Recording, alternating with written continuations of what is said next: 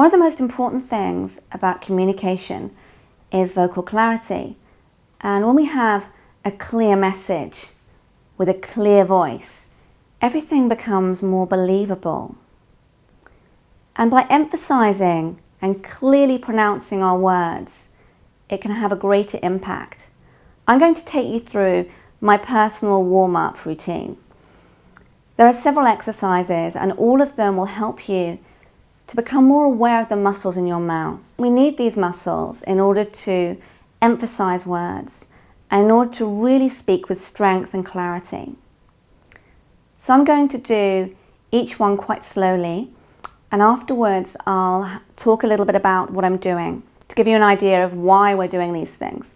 Some of them might seem a bit crazy, but they're all incredibly effective, and they'll stop you from tripping up over your words.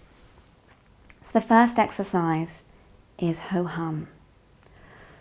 Ho-hum.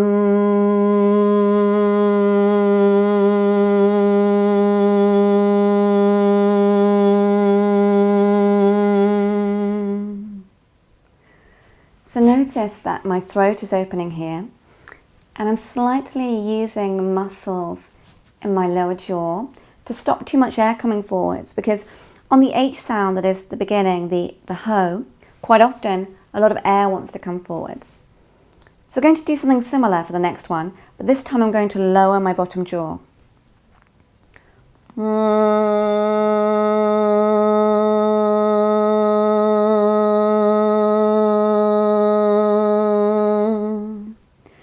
This exercise is actually one of my favorites. From time to time, my sinuses tend to get a little bit inflamed, and my voice wants to go to my nose. And obviously, because of what I do, it's very important that I'm always resonating really clearly at the back of my mouth and in my throat. And when I lower my bottom jaw, I'm actually taking the sound away from here and into my throat. And at the same time, I'm really opening all the cavities in my throat to create a really nice, rich sound. The next exercise is called stifling a smile. So if you imagine that you've seen something incredibly funny and you're trying not to laugh, this is what's occurring here. So I'm actually pushing down the muscles in my upper jaw together with the muscles in my lower jaw. A lot of English speakers say in London and Essex, they're very, very relaxed here. And everything kind of comes out, or it kind of gets stuck in this pocket here. And we lose clarity then. And also, if you're speaking like this, we don't sound terribly enthusiastic, do we? And if we want to make an impact, we need to sound enthusiastic. We need to be able to align our thoughts, our feelings, our words. And this is how we do this. By activating these muscles, it all becomes a lot stronger. We're actually supporting the voice.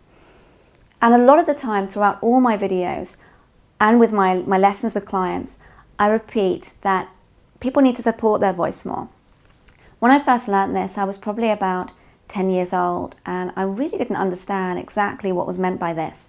But really, essentially, we're using these muscles to hold the voice up so that it resonates a little bit higher in the cavities in the head rather than being down here.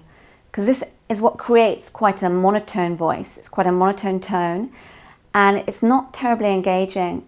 Over the years, I've met quite a few people who perhaps worked as trainers for their work, and they came to me because they were sending their listeners to sleep. And in order to stop this, one of the very easiest things you can do is to activate these muscles here. Okay, another thing you can do is just to become more aware of the cavities in your head. And you might be thinking, how do I do this? Well, all these exercises are designed to help you to become more aware of all those spaces, all those muscles that need to be engaged. And if you don't use these frequently, then it makes sense that it might take a little bit of time for you to get used to these exercises, because these potentially are muscles that have never been used. So I want you to imagine that you're yawning. In fact, you can actually yawn now with me. And when you yawn, you may feel that your soft palate, this is the part that's a bit softer on the roof of the mouth at the very back, you may find that it lifts up ever so slightly. It's a little bit of a stretch when we yawn. And this is what I want to encourage you to do really frequently.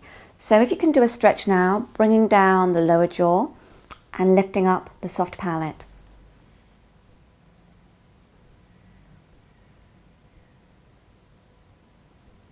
Even just by repeating these exercises frequently, you will find that your voice improves. Your voice will be naturally drawn to these spaces in order to resonate and will come across a lot clearer. And guess what happens when our voice is stronger and clearer? We feel stronger and clearer. We feel more confident. We feel more focused. Because all these things are linked, as I keep saying. The next thing I want you to do is to imagine that the back of your mouth is a cave. So we're just literally deepening the back of the mouth.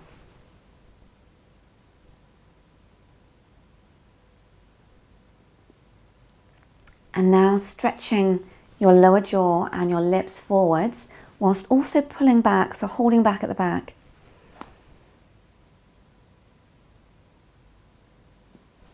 In doing all these exercises, you should start to become more aware of all of the muscles in the lower jaw, in the back of the mouth, and you should start to be able to visualize it, to see it in your mind's eye, to kind of work out where it's at. Now, when speaking English, we tend to keep the front of the mouth relatively still. You can imagine that you're wearing a clay mask and you're really focusing on not wanting to crack it. So it's like you've just put a face mask on, something like that. And everything's happening behind the scenes because we don't want to disturb this clay mask. So we're moving very, very slightly, and it's the back of the mouth. It's the lower jaw that's really coming down. It's the soft palate that's rising. And the more we do this, the more we're able to send our sound back. And the more our voice resonates in the cavities in our head, our throat and our chest, the more impact it makes, the louder it becomes, the more we're able to project our voice. I've got 2 more exercises left. One is called Tongue Bootcamp, and it really enables you to, again, feel all those muscles in the mouth. I'm just going to show you very quickly part of the exercise because it's quite long. So we're going to do 8 circular motions of the tongue. I'm going to move it this way first.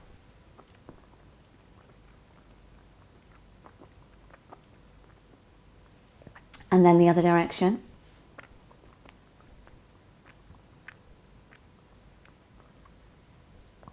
Now when I'm practicing, I will do this 7, 7, 6, 6, 5 times, 5 times, 4, 4, all the way down to 1. But I'll allow you to practice that on your own. Essentially, we're moving the tongue around the outside of the teeth.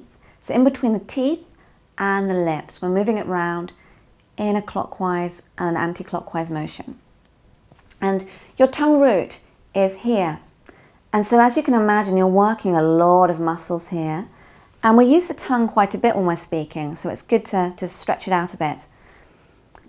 The final exercise is chanting. And chanting is a combination between singing and speaking. And I've got 4 sounds for you. So I'm going to start with E.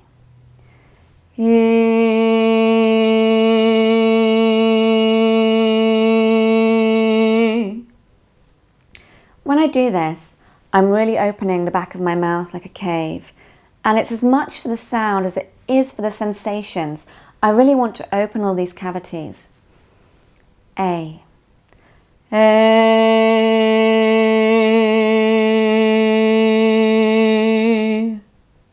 O. O.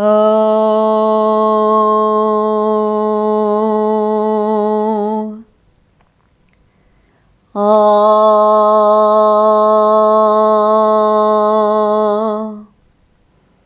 And that's it for the warm-up. This is your daily warm-up.